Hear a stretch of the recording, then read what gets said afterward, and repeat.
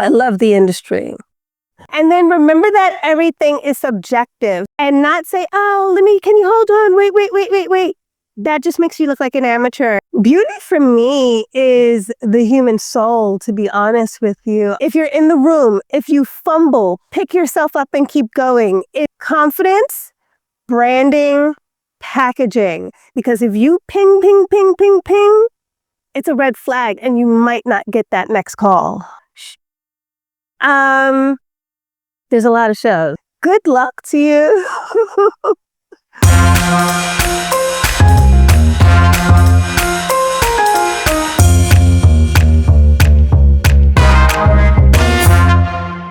Hi, I'm Keya Mason. I'm a 20-year casting professional and TV producer. I've been in the industry as a television producer for 10 years, a casting director for 10 years. I now have my own production company where we're focused on casting, production, branding, packaging, and development. What do I wish new actors understood about the process? One, you have to be patient. You're not going to get the role overnight unless it's some kind of rushed production and you're lucky. You need to be patient. You might get the role, you might not get the role. Move on with your life, do the audition, and then keep moving forward. Don't go home and just harp on, when are they going to call me? Are they going to call me? Should I reach out to them? Don't torture yourself like that, because if you're just getting into the industry, you have a long road of waiting in front of you. There's a term that we use called hurry up and wait, because it's going to seem like we're rushed. And then you're going to wait a long time. So just be patient, get used to it, go take a yoga class or something. And then remember that everything is subjective. So just because you didn't get the role, it doesn't mean you did something wrong. It doesn't mean that you weren't right. It just means that the timing was aligned with someone else and it was their time. When it's your time, it'll be for you. When something's for you, it will come to you. Don't take it personal. And a good thing to remember is that the more auditions you're going on, the more casting directors you're getting in front of. And when we're looking at something later on, we often think about people that we've seen before. So as long as you can be seen, you're in that casting director's mental database and hopefully their digital database as well. How do I recommend actors handle unexpected mistakes in the room? You got to be a pro. If you make them, think about all those musicians that are out there falling on stage every day. You better get your butt up and keep it moving and not say, oh, can you hold on? Wait. That just makes you look like an amateur. If you trip up, just keep going. Catch yourself, keep going. They understand that you're not on set, you're not in the middle of the production. If you need to pause, you take a breath, you start again. Don't go inward and just become like this chaotic mess. Keep yourself composed and keep going. And if you know that you're someone who suffers from anxiety or stress or being overwhelmed, learn how to deal with that in your personal life so that it's not manifesting itself during the audition on a regular basis. Because if it is, there's something you need to work on within yourself as a person and as an actor. And you're going to need to learn how to master that within yourself to become a pro. From your experience, what qualities help an unknown actor stand out? Confidence, branding, packaging. Depending on what you're going after. If you're going after scripted, you need to look the look. You need to walk the walk. You need to talk the talk. So you need to be someone who is mutable. You need to change. You need to be able to dive into different characters. But when you come into that room, you need to come in like a pro. You need to know what they want ahead of time. You need to have done your homework and you need to come in having that confidence. Confidence goes a long way, whether it's in the audition or your personal life. And if you look like, fake it till you make it. If you look like you can do it and you're acting like you can do it, more than likely, you're doing it. So just take a deep breath, fake it till you make it, because that confidence goes a really long way. What mistake do you see talented actors repeat again and again and again? I'm going to go back to the confidence factor. There are so many people that are just like stumbling, bumbling people. And it's just like, you have to hone it in. It is not up to the casting director. It is not up to the casting director's heart or responsibility to have compassion for you or feel for you as a new actor. It's a business and you're trying to be hired for a job. So you need to ace your job. If you're in the room, if you fumble, pick yourself up and keep going. If you need to take a breather, take the breath and keep going. If you feel yourself fumbling, pull back, catch yourself, and then go forward. Confidence, confidence, confidence. You gotta fake it till you make it. Looking back, what was the hardest lesson about rejection you had to learn? That rejection comes all the time. Get ready for it. To be honest with you, the more rejections you get, the closer you are to the yes, because you're going to get rejections the majority of the time as you're going up the ladder. But if you keep practicing and you keep honing in on your craft, you're going to get a yes. So the only thing I can say about rejection is have thick skin and get used to it, because rejection is a part of the game and there's no way around it. It's subjective. Don't get your feelings hurt. It's either for you or it's not.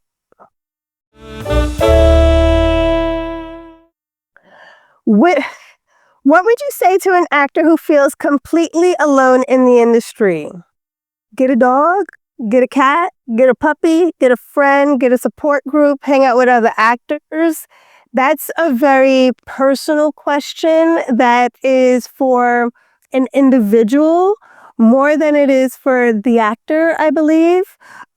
Actors often become actors because they're running from something. And so if you are feeling alone or depressed in your life, that's something you should deal with and treat and take your mental health very seriously.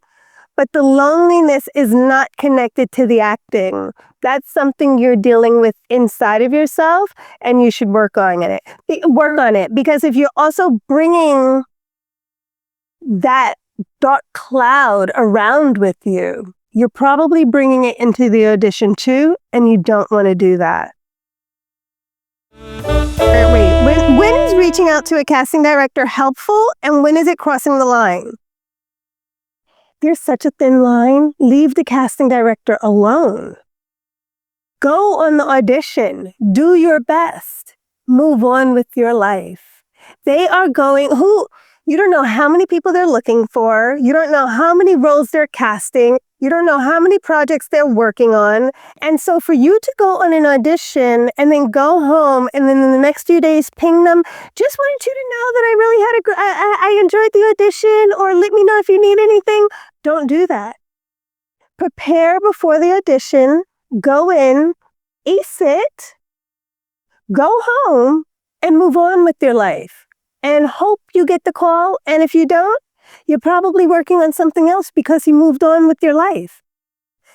The casting director will respect that, and they will remember that when the next projects come up. Because if you ping, ping, ping, ping, ping, it's a red flag, and you might not get that next call.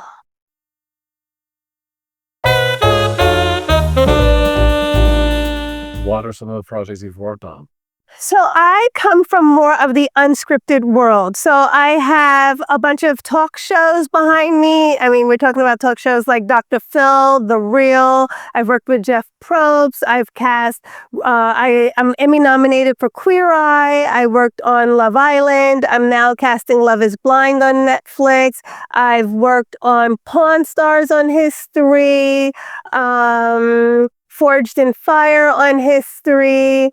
I have 7 shows on OWN that I've cast on by myself. So Love and Marriage Huntsville, DC, Detroit, Bell Collective, Family Empire, Somebody's Son. And we have a new Bell Collective coming out.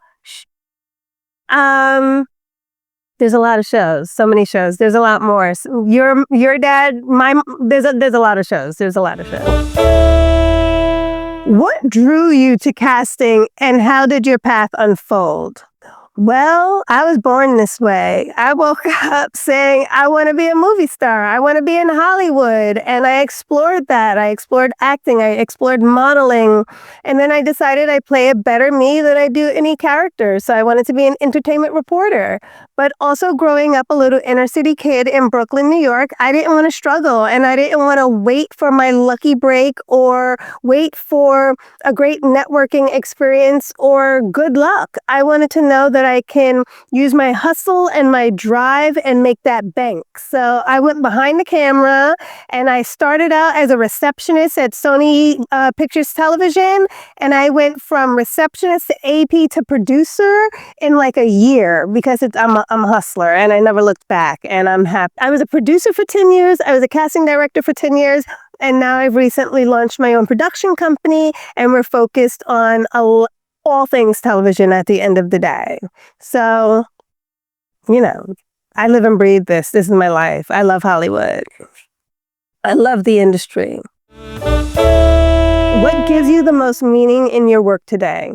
To be honest with you, what gives me the most meaning is knowing that I can help others. I've been doing this for 20 years, and there's so many people out here who reach out to me for help. And I just love seeing people pursue their dreams and being on the paths of their destiny. So I'm just grateful to know that I can open doors and create opportunity for so many people out there. Because for me, coming up the ladder, I hustled and I did everything I had to do to move up, but I did also have opportunity. And so I think it's important for people to also always create opportunity for others. And that's something I pride myself on. And I think that's one of my biggest achievements in my career, to be honest with you. Have you ever taken a chance on someone unexpected and it pay off? So there's a term that we use that's called a wild card. Every so often you meet someone who is totally not what you're looking for, or they're a little weird or a little eccentric, but they stand out because they're a star. Sometimes you have to just notice that someone is a gem and they might not even be the character, they might not even be the person for the character you're trying to fill, but you find a way to work with them either in the production that you're working in now or at a later time because they're just a gem. There are really a lot of unique people out there. And that's why it's also very important to always hone in on who you are, your brand, and how you want people to see you. Don't just go and become some cookie cutter this or cookie cutter that, because those kind of people get more attention. That's not what's going to make you stand out. What's going to make you stand out is you being you and you being authentic to who you are, because that's a character and that's what we're always looking for. How do you stay curious in your work and what keeps you inspired? That's an interesting question for me because I'm like a maniac and a workaholic and I'm born into this. I grew up saying, I want to be a movie star. I want to be in Hollywood. And I chased my dreams and I lived in Hollywood for 12 years. And I mean, that's something, again, that's very personal. You have to go after this because you're curious and you're ambitious and this is your dream. So it's up to you to stay curious about your craft. And if you're bored, move on to something else. There's so many different avenues that you can explore in this craft. But if you're bored, move on because you're probably not really doing really good at it. If an actor doesn't land the role, do they still stay on your radar for future projects? Absolutely. And this is why you don't want to repeatedly reach out to a casting director. If anything, follow them on LinkedIn, follow them on Instagram, like a photo once in a while, but don't ping, ping, ping, ping, ping. If maybe 6 months down the line, you got some new headshots or you got some new links and you want to just send an update email, sure. But don't reach out saying, hey, I auditioned for such and such. I just wanted to know if you have any new roles coming up. Don't do that. Ask if they have a database. If they do, join it. Join their newsletter. Stay connected because networking is everything, but don't harass the casting director. And yes, we always keep you in mind for future roles. That's why you want to stay in the good graces. Just for the audience, very quickly, what's the difference between scripted and unscripted? The difference between scripted and unscripted is more so reality television. Survivors, you have your housewives, you have your cooking shows, you have your competition shows. Scripted, you have your scripted shows. You have your sitcoms and your dramas, and then you have scripted television, and then you have scripted film as well, obviously. What's the most emotionally challenging part of the job, and how do you manage it? The most emotionally challenging part is keeping your wits. Like, you are pursuing a dream in a very unstable career that is focused around art. Good luck to you. But I swear it's all worth it if you feel like this is what you were made to do, because you're not going to be happy being an accountant. You're not going to be happy being a dentist. You're not going to be happy being a doctor if you're always thinking about, I wanted to be a director or a photographer or an actor. So go after your dreams. Know it's going to be hard. Know it's an uphill battle the entire way through.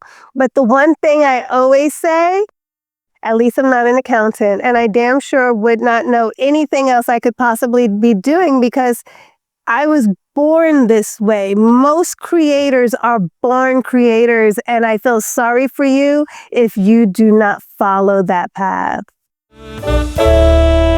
How much do you pay attention to an actor's social media presence? To be honest with you, because I do a lot of unscripted television, social media presence is everything. And even if you're going after scripted, you have to think about yourself as a walking, living brand. Think about celebrities. They are getting media ads, and they're making so much money outside of just the scripted show that they're on. You should be Googleable. It's very easy to have a KeyaMason.com page that just has your headshot, your bio, your links to social media, so that you're not just using like your IG page with that, the link trees and stuff like that. It's all about your branding and your persona in today's world, because if you also have social media that screams red flag, you might be a liability to the production and don't get the job because of that. So definitely make sure that your brand and your packaging is the voice and the vision for the representative that you want to present at all times. Decision making, the tape or the agent. Agents try and bully me all the time. I don't give a damn about an agent. I care about the talent and your confidence and your ability. Like, don't get me wrong, the industry is filled with networking and nepotism and blah, blah, blah. But the agent is not going to get you the job. The agent is going to get you the opportunity. It is up to you as the talent to secure the job.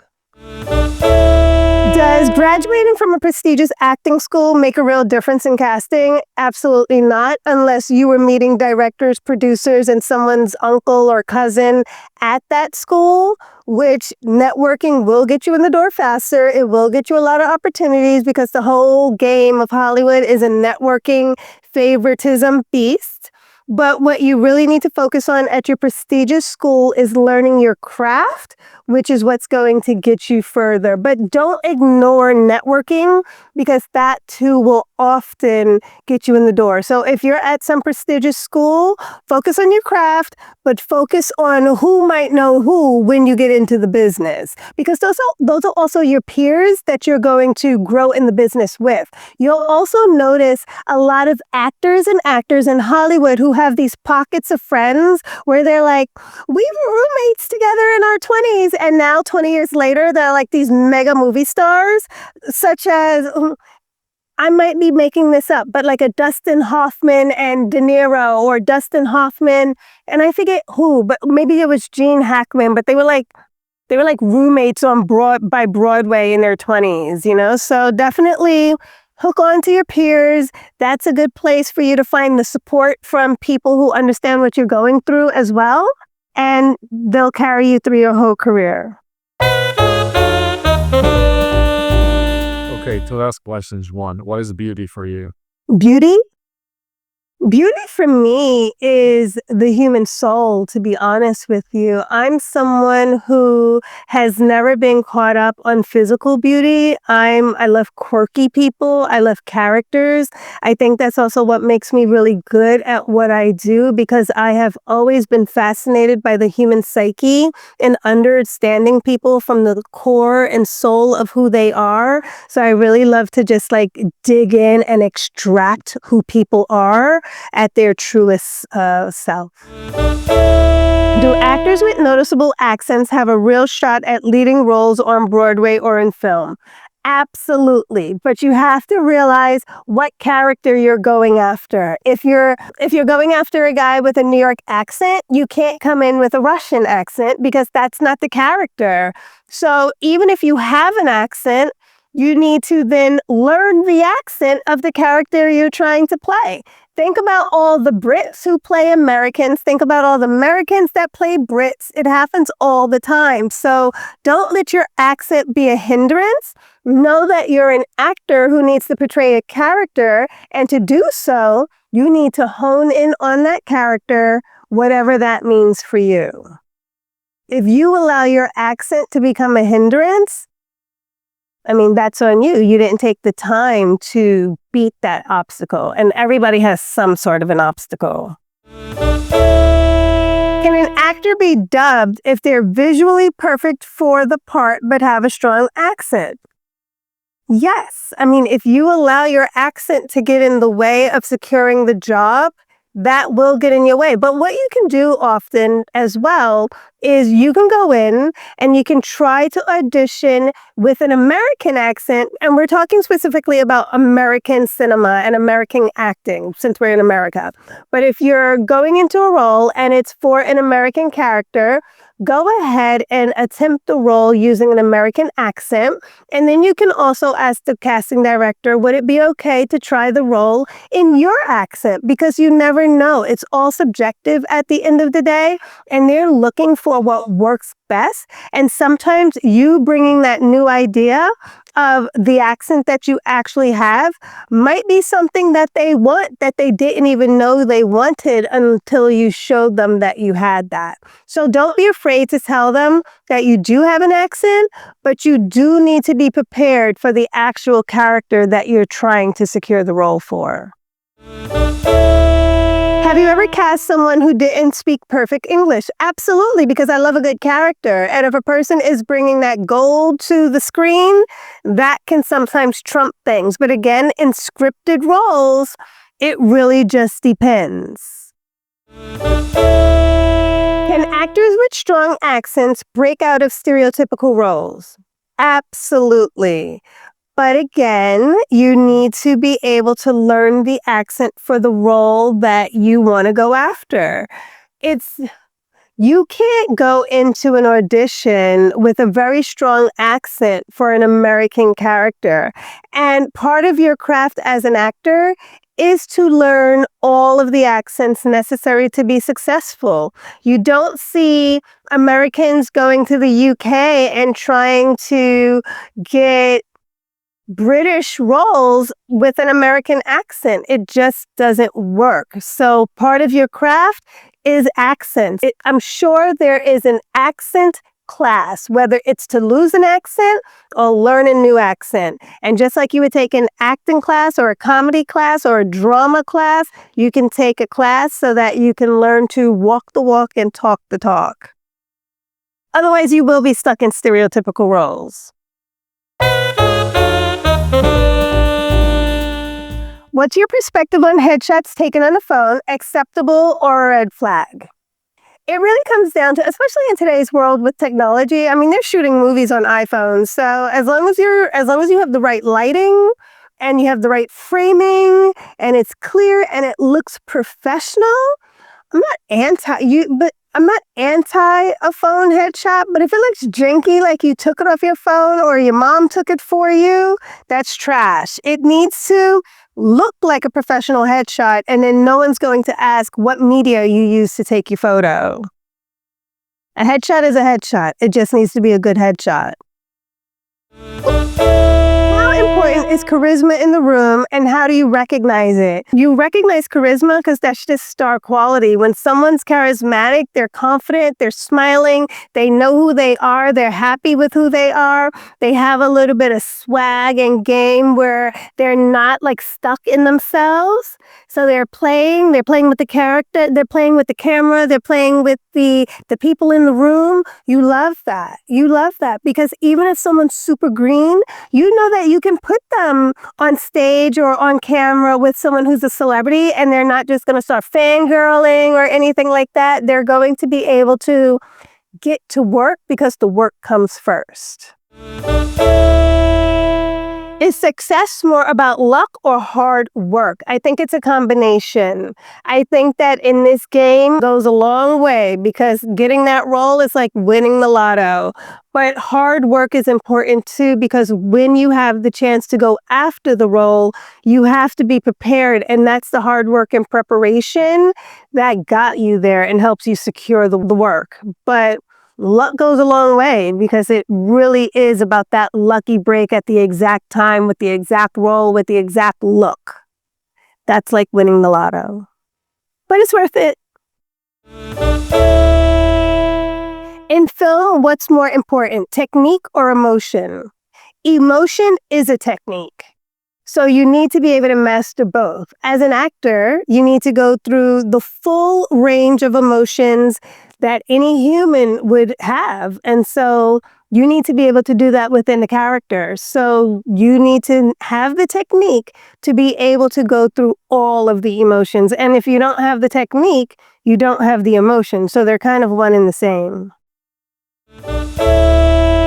Is it true that typecasting decides everything? Definitely not. I mean, sometimes you can get typecast, but it's up to you to have a wide range. So you have this thing where it's like, you have some actors who always play the same character because they don't have range. But then you have other people like the Al Pacinos, the Denzel Washingtons, the Robert De Niros that can play any character because they have range. So they will never get typecast because they have the ability to go outside of that range. And then you have other actors who I won't name names that would always play the same role over and over and over because that's really all they're capable of doing. And then as they grow in the industry, you start to see them break out here and there. But for the most part, if you see someone always playing the same character, it's because they probably don't really have the range to get other roles.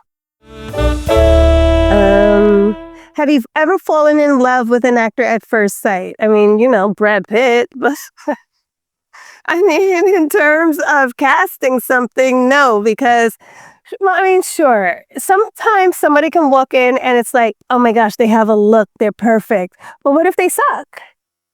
You have to have the look and you have to have the know-how that comes with it as well. Okay, was there an actor who became a star after just one audition? I mean, I'm sure there's plenty of them because you hear about lucky breaks all the time. Right offhand, I can't name. Think about someone like a Pamela Anderson. Pamela Anderson was plucked from the stands of a football game where she wasn't even pursuing modeling, and they came to her because she had the look that they fell in love with that day. So that's someone who became a star without an audition. But there's a lot of people who become famous from their first role. So yes, it definitely can happen. It can happen in your first role. It can happen 20 years in. So buckle up. Has it ever happened that an actor failed the audition, but you cast them anyway? Sure, and something else. If you fail the audition, so it's really weird because when you're auditioning, you think that you're giving this monologue or whatever it is that you're doing on your self-tape. And when we're watching it, you're watching for a lot of different things. You're watching for the craft. You're watching for, are they right for that role? But you might see someone and think they're auditioning for one role, and you might see them as being perfect for another role or for another production down the way. So even if you fail an audition, You're not failing because you're in front of the casting director. And every opportunity you get to be seen is an opportunity you get to be cast, whether it's this time or another time down the road. So be careful how you're behaving. Be careful when you're fumbling. Be a professional because it goes a long way. And also stand out. Be confident. Know who you are. Present yourself the way you want to be seen. Find professionals that can help you polish that look off if necessary, because you want to be able to walk into a room and leave that lasting impression. So even if you're not right for this role, even when that casting director goes home, they're like, oh, that guy, like he sucked, but he just had something, star quality, but he just sucked today, you know? You might call him and give him another chance. You might call him for something else. So just hold it together, be a professional, and roll with it. What goes through your mind when an actor says, I did the Stanislavski way? I mean, it just means that he was classically trained. If you were classically trained, good for you. But there are a lot of different methods out there. And so maybe some people will turn their nose up like, oh, they think they're classically trained, like whatever. But, you know, there's a lot of ways. So whatever works for you, whatever teaches you the technique, whatever gets you to where you need to be, because some people never go to formal acting classes and can tap into the range, can tap into the heart and the background and the soul of the character without ever knowing who some of the old guys are. The old wise ones. And last question. When you're not working in this industry, what do you do in New York? What's your restaurant? What's your... Okay, so all I do is work right now. So I'm a 48-year-old woman who is like, I got to that point where the air got really thin. And so I said, screw that. I'm going to start my own business, build my own building, create the table with the opportunities for myself. Now, if you would have asked me that 20 years ago or even 7 years ago, because I just decided to grow up, I was a New York City party girl, partying since I was 16. Growing up in New York in the 90s, going from everywhere from the Tunnel to Limelight, I went through the different stages. I had my Jersey Shore days, I had my Hampton days, I had my New York classy bar days, I had my hot Sex in the City days where I'm dating the artists, drinking champagne in their studio till 4 o'clock in the morning. I mean, and then I was in LA for 12 years, living in Santa Monica at the beach, and that was just like a decade-long brunch session, basically. But I'm also very spiritual, so I'm like a New York hustler at heart, but I'm also like this hippie California girl who just wants to drive up to PCH and do ayahuasca in the mountains with shamans and understand myself at the core so that I know that I can break out of the matrix and be myself no matter what while I'm living in the matrix, because we got to pay those bills too. Great, thank you. Great, thanks.